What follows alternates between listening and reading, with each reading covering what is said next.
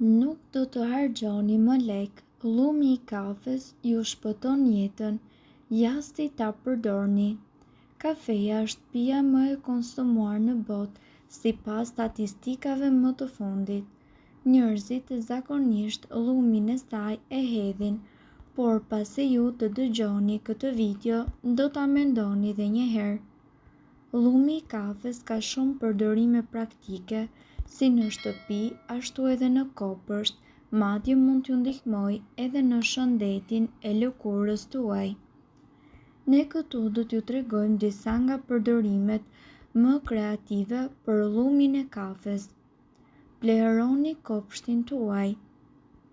Ata të cilët kanë kopësht, por edhe ata që në balkonin e tyre kanë vazo me lule, e din që plehu jo gjithmonë është I pasur me vlerat e nevojshme.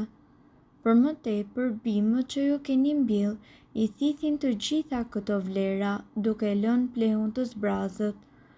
Llumi I kafes përmban disa nga mineralet më kryesore të cilat nevojiten për rritjen e bimëve, siç janë nitrogjeni, kalciumi, kaliumi, hekuri, fosfori, magnezi.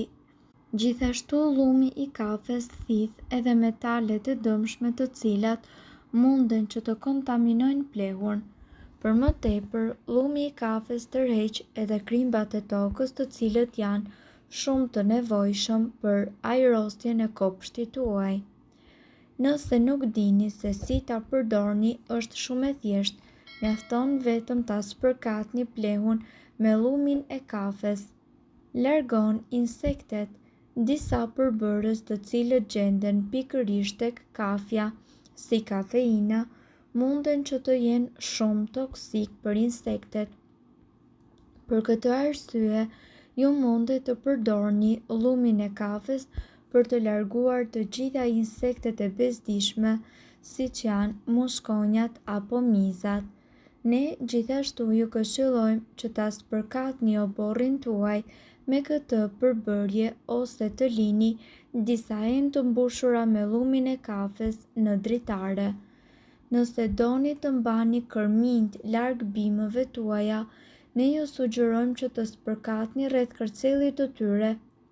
Kjo nuk do t'i lejojë ata që të ngjiten nëpër deg. Neutralizoni aromat. Arrin të neutralizojnë aromat e ndryshme duke ju mundësuar të mos ju mpihen shqisat e nuhatjes. Këtë rol, llumi I kafes e realizon përmes nitrogjenit I cili eliminon aromat e forta. Ju mund të vendosni një gotë me llumin e kafes në frigoriferin tuaj për ta pastruar atë nga aromat e ushqimeve të ndryshme. Gjithashtu mund të mbushni një çorape me llumin e kafes pasi e keni tharë dhe ta vendosni në këpucë, çantën e palestrës, dollapin ku keni rrobat, në makinë, madje edhe mund të lani duart me të pasi të keni qëruar hudhra, qep, peshk për të larguar aromën e tyre. Një përbërje natyrale për pastërtinë.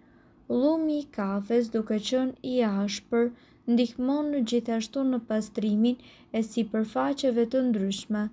Përveç se pastrojnë, ato edhe dezinfektojnë në saj të vlerave antibakteriale që kanë. Ne këtu do t'ju tregojmë se si ju të përdorni llumin e kafes për të pastruar lavamanin, sobën, madje edhe enët e gatimit. Por sigurohuni që t'i shpëlani me ujë të bollshëm pasi e keni përdorur. Trajtoni rrafët poshtë syve. Lëkura afër syve është vendi I parë ku shfaqen rrudha dhe shenjat e para të plagjes. Shumë faktorë janë ata të cilët ndikojnë në formimin e rrafëve të zinj dhe të fryrë poshtë syve, përfshirë këtu edhe qarkullimin e pamjaftueshëm të gjakut. Llumi I kafes është një zgjidhje premtuese, pasi është I pasur gjithashtu me antioksidant dhe me kafeinë. Ajo mundëson në uljen e inflamacionit dhe të ëndjes. Përmes antioksidantëve gjithashtu lufton radikalet e lirë dhe parandalon krijimin e rrudhave. Mjafton vetëm që të shtoni pak ujë dhe pak vaj ulliri në llumin e kafes duke formuar kështu një pastë. Aplikojeni në zonat poshtë syve dhe lëreni për 10 minuta përpara se ta shpëlani. Mundet që ta përsërisni këtë proces çdo ditë. Sipas ekspertëve, duhet të keni parasysh se me shumë mundësi, njësoj siç e bëni çdo ditë, e hidhni mbetjen e kafes, por në fakt, llumi mund të jetë më shumë i dobishëm nga sa ju e imagjinoni. Sipas ekspertëve, llumi i kafes ka disa përdorime befasuese për bukurinë tuaj. Ndriçoni lëkurën. Kafeja është provuar se është një ilaç për lëkurën e dëmtuar. Maska që do t'ju duhet është mbetje kafeje, pak ujë dhe pak krip. Aplikojeni këtë pastë që përftuat në lëkurën tuaj për të ndihmuar në heqjen e lëkurës së vdekur, pastrimin e porëve dhe zbutjen e vijave të rrudhave. Trajton celulitin. Kafeina në kafe ndihmon qarkullimin e gjakut dhe njëkohësisht eliminon ujin e tepërt nga lëkura. Për të përgatitur këtë maskë, përzieni gjysmë filxhani mbetje kafeje, një lugë gjelle verë dhe disa pika ekstrakt të xhenxhefili dhe ekstrakt të algave të detit që është opsionale, mundet të mos e vendosni. Ajo që ju duhet të bëni është thjesht të fërkoni lëkurën tuaj me këtë maskë. Përmirëson tonalitetin e ngjyrës së flokëve. Thjesht ju duhet që të përzieni kafe dhe ujë për të formuar një pastë.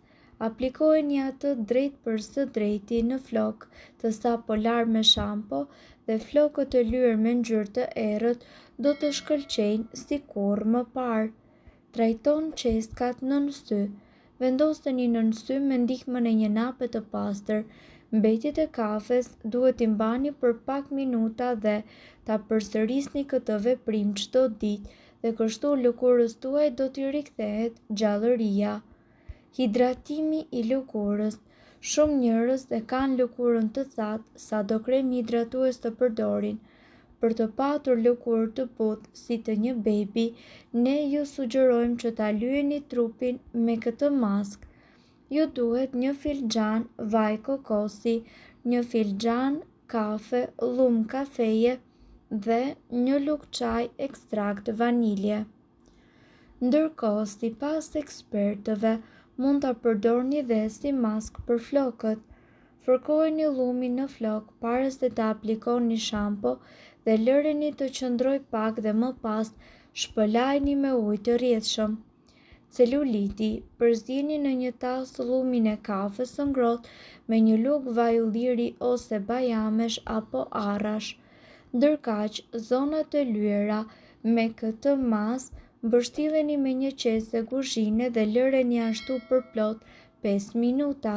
Pasi ju ta keni hequr qesen, qetësohuni me një dush të ngrohtë. Përsëriteni këtë procedurë të paktën 2 herë në javë.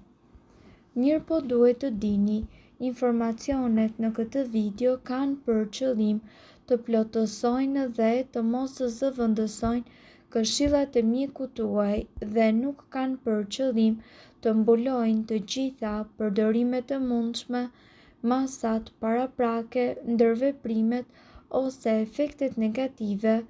Informacionet në këtë video mund të mos i përshtaten rrethanave tuaja shëndetësore, prandaj para përdorimit konsultohuni me mjekun tuaj. Nëse doni të dëgjoni videot tona që ne postojmë çdo ditë, kliko subscribe. Ju ftojmë gjithashtu të bëni like në videot tona nëse i keni dëgjuar dhe pëlqyer ato. Faleminderit që e patë videon ton.